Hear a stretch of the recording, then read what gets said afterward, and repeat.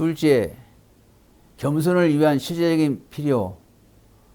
그리스도의 몸이 고통스럽게 공개적인 분열을 겪게 될 때 교회가 찢어지는 것을 보게 됩니다. 3절에서 바울은 자주 교회의 하나됨을 망치는 어떤 일을 표적으로 삼습니다.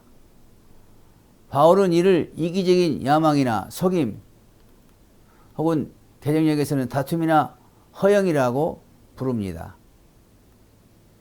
이기적인 야망이란 다른 사람을 섬길 마음은 전혀 없고 오로지 자신의 개인적인 이익만을 목적으로 삼는 태도입니다. 여러분이 여러분의 가정이나 출세를 위한 목표나 계획을 세우고 이를 성취하고자 할 때 어디까지나 나아갈 수 있는지를 알 수 있습니다. 근본적으로 여러분은 주변에 다른 사람을 잊게 됩니다. 여러분은 오로지 자신의 유익만을 구하거나 아니면 자기 가족에게만 전념하게 됩니다. 우리는 병원에 있는 분들을 위한 기도에 대해 말할 수 있고 홀로 지내는 과부나 장애가 있는 분을 위해 형식적으로 기도할 수 있습니다. 하지만 우리가 일상생활에서 들은 다른 공경에 처한 분들에 대해서는 어떻습니까? 너무 바빠서 거의 경청하지 않습니다. 때로는 너무 이기적이어서 아무것도 내어주지 않습니다. 그리스도께서 이와 같은 정신이 자기 교회 안에 있어서는 안 된다고 말씀하십니다. 이런 정신은 교제하는 데 원수이며 하나가 되는데 방해꾼입니다. 그래서 그리스도께서 우리의 세계에서 벗어나게 하십니다. 그 이유는 그리스도가 우리를 사랑하시기에 우리는 그분을 중심으로 삼으라. 무엇보다도 그를 사랑하라고 요구를 받았기 때문입니다. 그리스도가 우리를 사랑하시기 때문에 우리는 서로 사랑할 것을 요구받았습니다. 그리스도 안에서 산다는 것은 그리스도를 믿는 모든 사람과 더불어 살아간다는 것을 의미합니다. 우리가 그리스도의 몸의 지체라면 몸 전체의 돌봄과 건강을 위해 살아야 합니다. 우리 자신과 가까이 있는 사람만 아니라 모든 사람의 유익을 위해 살아야 합니다. 우리가 자만할 때 의견충돌이 거의 확실합니다. 그 이유는 우리가 자만할 때 우리가 틀렸다는 것을 인정하기를 원치 않고 이런 것이 큰 일이 아니라는 것을 인정하기를 원치 않기 때문입니다. 우리가 자만할 때 다른 사람의 실수와 신경질이 지나치게 예민하게 반응하여 다른 사람을 깔봅니다. 그리고 험담이 늘어나고 공평하지 않게 과도하게 비판합니다. 사랑으로 섬기는 봉사가 없습니다. 하지만 우리는 그들이 우리처럼 용서받았다는 것을 압니다. 이 사실이 여러분에게 다른 마음을 가지도록 합니다. 신자는 자신이 그리스도가 아니면 아무것도 아니라는 사실을 압니다. 겸손은 우리의 하나됨을 굳건하게 할 것이고 우리의 사랑이 지속되도록 도울 것입니다. 이것이 다음 명령에서 아주 분명하게 나옵니다. 오직 겸손한 마음으로 각각 자기보다 남을 낮게 여기고, 이것도 우리 본성 혹은 성미에 맞지 않습니다. 우리가 겸손하게 처신하지만 대체로 우리 자신을 대단히 존중하지만 다른 사람을 자신만큼 존중하지 않습니다. 내가 당신을 어떻게 섬길 것인지가 중요합니다. 당신은 내 형제요, 내 자매다. 내가 당신을 돕고자 한다가 될 것입니다. 셋째, 사랑의 적극적인 표현. 마지막 구절에서 성령님은 하나됨과 겸손을 행동으로 옮기는 일에 대해서 더 많은 말씀을 하십니다. 각각 자기를 돌볼 뿐더러 또 각각 다른 사람들의 일을 돌보아 나의 기쁨을 충만하게 하라. 다시 한번 기독교 사랑이 어떤지를 주목하십시오. 기독교 사랑은 자기 중심적이지도 내향적이지도 않고 외향적이고 대체로 다른 사람에게 초점을 맞춥니다. 그렇다면 여러분은 다른 사람의 유익이 무엇인지를 어떻게 확인할 수 있습니까? 두 가지가 필요합니다. 그들이 저한 형편에서 서로를 보는 눈과 경청하는 귀입니다.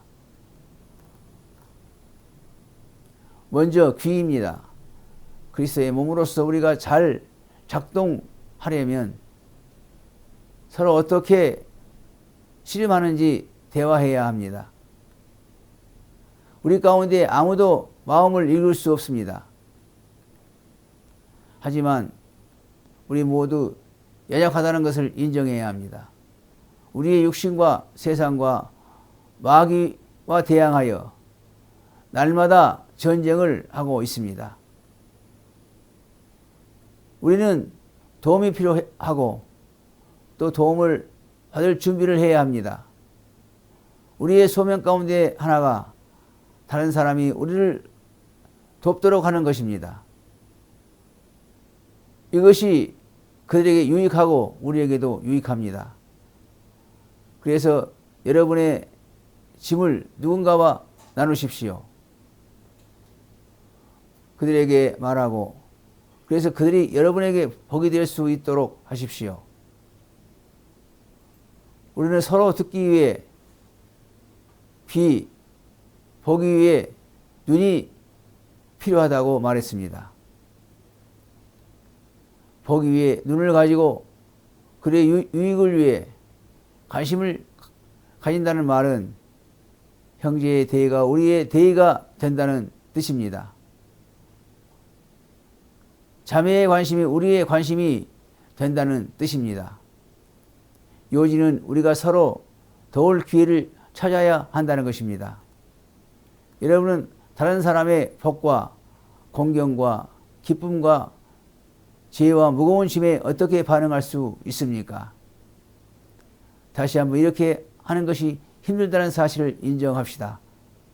우리가 바라보지 않는다면 서로 보지 못할 것입니다. 하지만 빌립보서 2장에서 하나님의 말씀은 반드시 다른 사람의 유익을 구해야 한다고 말씀합니다. 하나님은 서로의 짐을 지는 방법에 대한 완벽한 모범을 주셨습니다. 바로 우리 구세주의 모범입니다. 이런 식으로 이 장은 다음과 같은 강력하고도 도전적인 진술로 계속합니다. 너희 안에 이 마음을 품으라 곧 그리스도 예수의 마음이니 5절. 그 다음 바울은 우리 구세주의 심오한 겸손을 설명합니다. 비록 그분이 거룩하신 하나님이시지만 사람으로 이 땅에 내려오셔서 자기 원수인 죄인의 유익을 추구하셨습니다. 그분께 깊은 감사를 드리고 그분을 존중하면서 그분의 마음 그리스도의 같은 성령을 가져야 합니다. 겸손하게 양보하고 진실로 사랑하고 즐거운 마음으로 섬겨야 합니다. 여러분이 다른 사람의 유익을 구하고 몇 달 동안 누군가 옆에서 함께 지내다 진이 빠질 때 이 사심 즉 예수님은 좋은 친구시다라는 사실을 기억하십시오. 이것은 예수님께서 행하셨던 것입니다. 예수님은 자신을 쫓아 부으셨습니다. 섬김은 그분의 생활이었습니다. 그분을 통해 섬김의 생활이 우리의 생활이 될 수 있습니다. 다른 사람의 유익을 위한 섬김, 하나님의 영광을 위한 섬김입니다. 바울이 2절에서 말하는 것처럼 이것이 나의 기쁨을 충만하게 하리라. 바울은 이미 빌립보 교인들에게 그들 때문에 얼마나 기뻐했는지를 말했습니다. 교회가 믿음과 사랑과 겸손한 마음과 확실한 목적 안에서 하나가 될 때 이것이 즐거움입니다. 바울이 했던 말처럼 교회를 인도하는 분들에게 즐거움입니다. 우리가 마음의 복을 받을 수 있기에 교회 전체를 위해서도 즐거움입니다. 우리 가운데 조화가 있고 평화가 있고 서로 돌아보고 따뜻하게 교제하기 때문입니다. 하지만 가장 중요한 것은 교회가 그리스도 안에서 하나가 되고 교제할 때 하나님이 기뻐하십니다. 이는 우리가 그리스도 안에서 하나가 되어 함께 지내는 것이 하나님의 뜻이기 때문입니다. 이렇듯 우리 하나님의 기쁨을 충만하도록 합시다. 우리 구원의 복음 안에서 하나님은 우리에게 격려와 위로를 주셨습니다. 그분은 우리에게 사랑을 주셨습니다. 우리에게 당신의 성령을 주셨습니다. 우리에게 애정과 자비를 주셨습니다. 같은 마음을 품고 같은 사랑을 하고 한 마음과 한 뜻을 가집시다. 이기적인 야망이나 속임에서 어떤 것도 나오지 않도록 합시다. 오히려 겸손하여 다른 사람을 나보다 낫게 여깁시다. 우리 각자 자기 유익을 구하지 않고 형제 자매의 유익을 구합시다. 우리 모두 그리스도의 교회의 강건함을 위해서 이렇게 하기를 빕니다. 우리의 삶이 하나님의 영광을 위해서 이렇게 하기를 빕니다. 아멘. 들어주셔서 감사합니다.